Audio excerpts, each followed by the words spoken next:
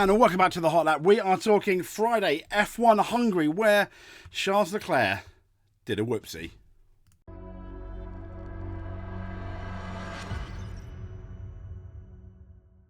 So, Charles Leclerc did a whoopsie-daisy in practice 2 of the Hungarian Grand Prix, but let's quick have a rundown of practice 1 where Leclerc did a lot better. We've got Sainz in first on a 1:18.7. A few tenths down was Max Verstappen with his new fully upgraded Red Bull racing car. Third is Leclerc, fourth is Russell, fifth is Zhao, which wasn't too bad. Sixth is Norris, kind of disappointing, but both the McLarens were 6th and 7th, about half a second off at this point.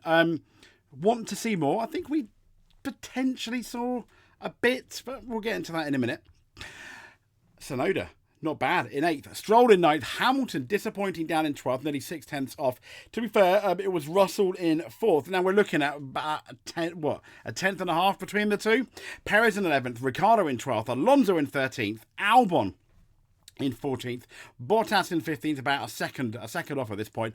Sargent 16th, 17th is Gasly, Ocon 18th, Magnussen 19th, and Behrman last, but no means least, just shy of a 10th off, Mr. Kevin Magnussen. Now let's have a quick rundown then of free practice 2 before we get into a couple of the stories.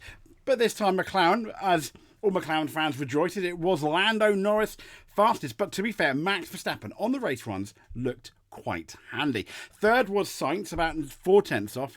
Fourth was Perez in arguably his best practice session today. Yes, he doesn't have the full upgrades that Max Verstappen has, but he does have some go faster bits. Fourth is Perez, fifth is Russell, sixth is Magnussen, seventh is Hamilton. Once again, within a tenth of Russell. So yeah, but Magnussen sixth. We suggested that the Haas might go well here. Eighth is Ricciardo, so not doing bad there. Ninth is Albon, 10th is Fernando Alonso, and top 10 all within about 0.731 tenths of a second of each other, which is not bad around Hungary. And just shy of 8 tenths off was Bottas, 12th Sargent, 13th Piastri, 14th Ocon, 15th Hulkenberg, 16th Gasly, 17th Stroll, 18th Charles Leclerc, about 1.5 seconds, 1.498 seconds off. Only 8 laps, as you can probably see if you're watching it. Yeah, not particularly good. 19th is Tsunoda, again, not really, didn't do that too many laps, obviously. And Zhao is last but no means least, but it is Lando Norris on a 1:17.788. finishing fastest. So let's have a quick look then at, so this is a bit of the coverage, I think, from Sky's Facebook page. But let's have a quick look at what's happened here. Now, this is at the top of the hill, the end of Sector 1, kind of like the beginning of Sector 2, that really, really fast left-hander. And let's have a look. There we go. I mean, he goes there, and it's here where he kind of gets across the curb. It's debatable even whether this lap counts. Not that it really matters for Leclerc, because he hits the bump, spins around, destroys the advertising hoarding, and then he carries on down the track into the gravel into the gravel trap, pretty much saying, "Yeah, guys, I did a whoopsie." Here it is again. As you can see here, this is funnily enough. On my, it's the same corner as when I introduce the video. It's just a bit of a close up. So here we go. So he goes there. That looks good. I mean, it's so fast, isn't it? And then as you can see there is when he just after he loses it, you can see the car spinning round. It kind of like it looks like it hits a bump, takes all the advertising hoarding with it, and slowly comes to a crawl. Now, to be fair, the car doesn't, here's another angle of it, the car doesn't actually look that damaged, if I'm honest. You can't see from this angle, yeah, they're going to have a lot to do. Suspension, etc. maybe, but I've seen worse. We can't quite see the other side of it.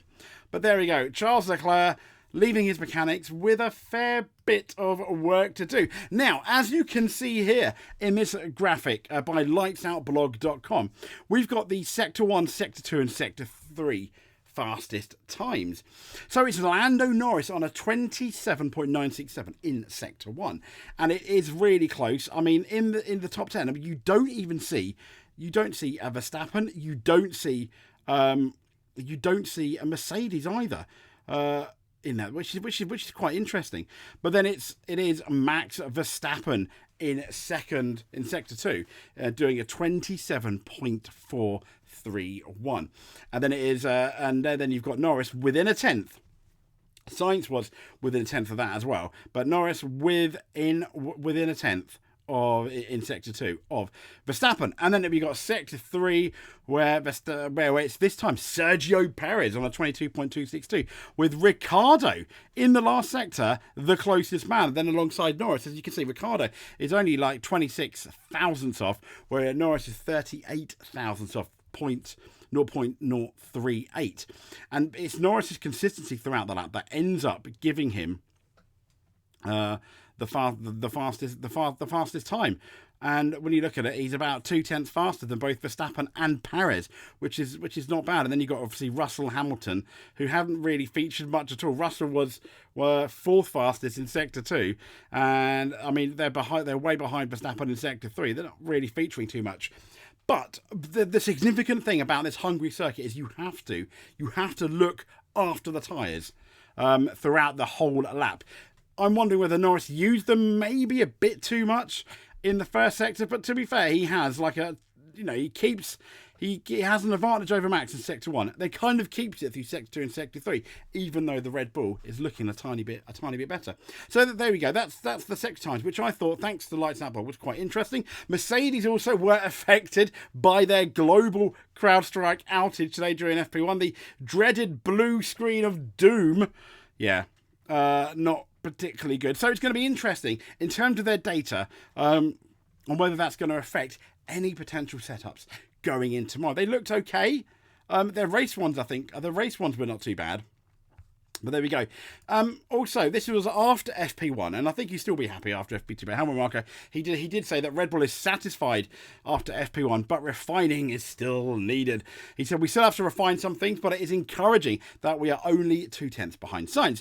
And at the time, we more or less lose in one corner, he says, namely the last one before the straight piece comes on, which is interesting. And that's, to be fair, that's the one corner you don't want to lose, because that is there, the DRS. That's where you need your DRS, and that's where you need to pass.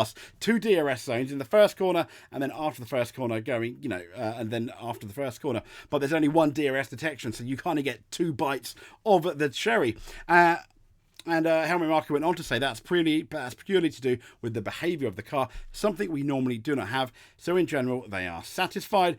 And last but not least, here are the performance parts. The upgrades. Red Bull have 3 upgrades. Mercedes just the 1. Ferrari 1. Aston Martin on 6 upgrades. Yeah. And then Alpine is the one-timer C-Spec for the Williams, but an upgrade for the V-Carb and the Sauber. No upgrades, interestingly, for McLaren, but they are on top in FP2, so do they need one?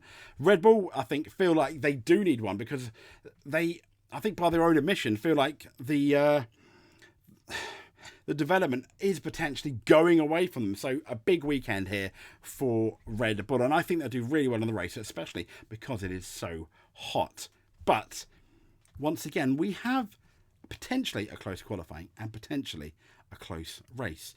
So if you like what you see, give us a subscribe. That would be very good. If you like and subscribe and comment, if you do any of them, you're a world champion in our eyes. If you do 2 of them, in our eyes, you are a multiple world champion. We'll speak to you soon. Thank you very much.